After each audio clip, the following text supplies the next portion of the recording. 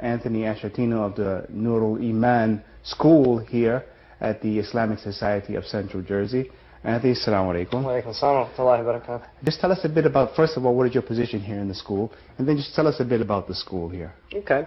Well, first of all, I am a high school history teacher. I teach world history, United States history, government civics, and I also teach a seminar on politics of the modern Middle East to the seniors.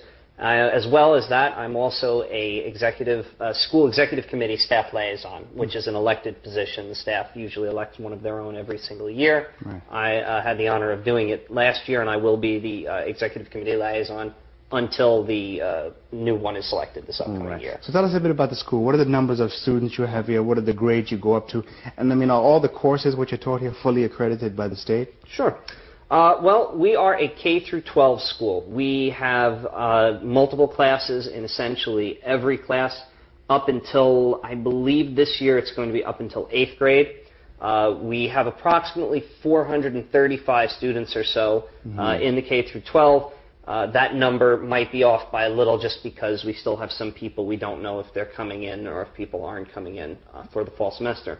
The curriculum of the school is actually comparable to almost any public high school that you have in the state. The only differences are that we also incorporate Arabic language for the youth.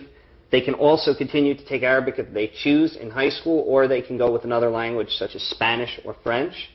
As well, we have Quranic studies and we have Islamic studies. And how many students are in the school?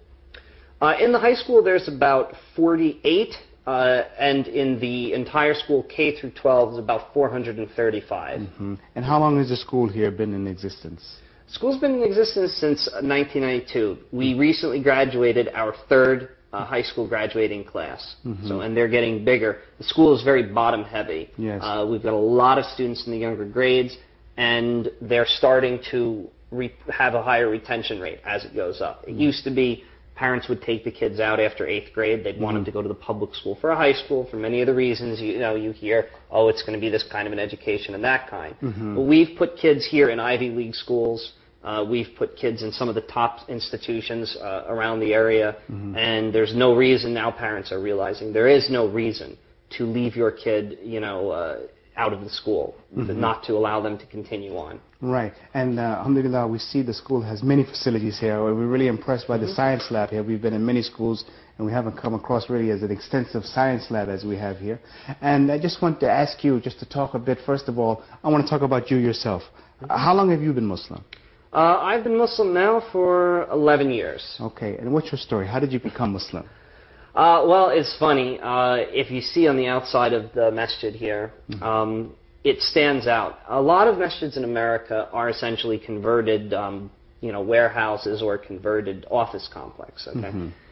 But this particular building was actually constructed with the idea of being a mosque. Hence, we have a dome outside, we have a minaret. And when I was driving, I'm one of these people with an insatiable appetite, curiosity. Okay? I always have to know more and more and more. When I was driving down one time, a few times, I noticed, off to the right, I said, there's this building with a dome and a minaret. And I said, I think that's one of those Islamic places. So I was in high school, so, one day without telling my parents, I said, you know what, I'm just going to, drive off. Make the long story short, I came in, the imam was in, I came up to him and I said, look, I apologize if I'm, violating any etiquette here. I said, I took my shoes off where it said, please take your shoes off. I said, but I'm just curious about the religion. I'm curious about, this and that. I said, I don't want to convert. I said, don't convert me. But I said, and the imam was like, that's no problem at all. Why don't you come? They were about to pray Maghrib. He said, just observe the prayer and talk to a couple of people. I said, that's fine. And over the course of, I'd say, about the next 6 months, my journey to Islam essentially was completed. And then I finally took Shahada. And when you took Shahada, did you inform your family you were becoming Muslim? What was their reaction to that? It was very bad. Okay. I shouldn't say very bad. There are families I know that were a lot worse than mine. Yes. My mother was convinced I joined a cult. I found books around the house, what to do when you think your child has joined a cult. I have a cousin who's a born-again Christian. Yes. Were you Christian also before? Yes. I was Roman Catholic. My family is Roman Catholic. Yes. Everyone else in the family to this day is Roman Catholic. But I had a cousin who was a born-again Christian, and she was telling my mother that, you know, your son will be burning in hell now that he's worshiping the devil, and these people do this and these people do that. And in the beginning, it was a very difficult time trying to explain things because I didn't know enough, you know, to really be able to defend it. But alhamdulillah, my mother, before I got married, the last year before I got married, I was living in my house. My mother actually left a, this is going back, you know, a little ways. She left a little postcard on my bed right before Ramadan that said Happy Ramadan. So you see that it's really come about to the fact that now my mother and my father actually will defend Muslims when people make comments. And you think it's not about as much as what you said, is about they're just observing you and the way you carry yourself and your behavior? I'd like to think that. I'm not trying to say that my behavior has always been, you know, I mean, we all, you know, make our mistakes. I constantly tell my parents, you know, don't try and base Islam on me, you know. Base Islam on what you know, read into it. I can show you stuff, you know, don't, because I'm human. I screw up, okay, more than I would like to. But I think that they recognize there are a lot of very positive things, you know, that have come out of this with me. A lot more positive than any kind of negative stuff. Right. Anthony, now just to tie it all together, now as a Muslim and an educator, can you just talk a bit about the importance of people realizing the seriousness of putting your children into Muslim schools, especially here in America? Absolutely. Well, I think that it's very critical. In this day and age, I think it's critical. And the reason why is because we give kids an excellent education in the secular arts, I'll say, okay? English, math, science, you know, history, everything. But as well, there's the opportunity in public schools, and I know, having gone to public schools most of my life, you can't do things like say, well, what about God with this? You know, the God is not a four-letter word, but it's close enough in American schools. You can't bring it up.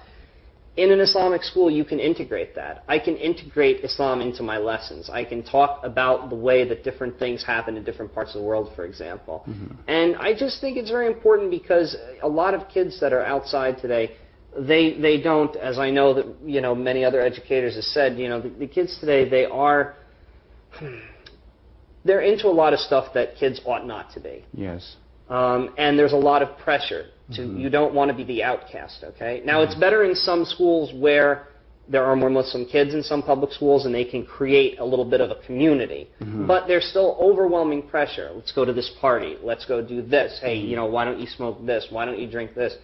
You know, at the Islamic school, the essence is that by constantly reinforcing the deen on a 24-hour basis, the kids actually get Brother Anthony, let me just ask you one more question. Sure. We find in some of the Muslim schools that people who are not Muslim prefer to put their children in the Muslim schools. Do you have that situation here some also? We have had, to my knowledge, I've only been with the school for 2 years, but to my knowledge, we have had a couple of kids in the past who have been non-Muslim kids have come to the school. I would say it's a little different than sending your kid to like a Catholic school, because I know I went to Catholic high school. There's religion, yes, but here, for example, okay, during Ramadan, nobody eats, okay, during the day, except the little kids. We break for prayer during the day, okay? You have a lot of stuff. You know, the sisters wear hijab. Whether you're Muslim or not, it's the dress code, okay? Whether you wear it outside of the school or not. But I think that there's a lot of people are coming around to realize the discipline that Islam gives in a personal life. And for teenagers, an era where you're really like in that rebellious mode and everything, it gives the kids an opportunity to really focus themselves. And so I think the parents are starting to realize that. And for your school, what is the future plans for your school here? Inshallah, we will have a large expansion project is underway, hopefully in an area that's actually right behind this wall here and over. We're going to have a rail school building constructed, a very large school building that will be able to accommodate upwards of 550 students. And, you know, the hope is that we'll continue to grow. I mean, we really hope, you know, with Allah's blessing, that we will continue to grow with the number of students and the quality of education we're able to provide. Inshallah, Allah, He will give you the success. Thank you, Brother Anthony, for giving us this interview and discussing the Islamic school here at the Islamic Society of Central Jersey. And I hope our viewers who learned something about Islam in America continue with us on this journey of discovery of Islam in America. Assalamu alaikum wa rahmatullahi wa barakatuh.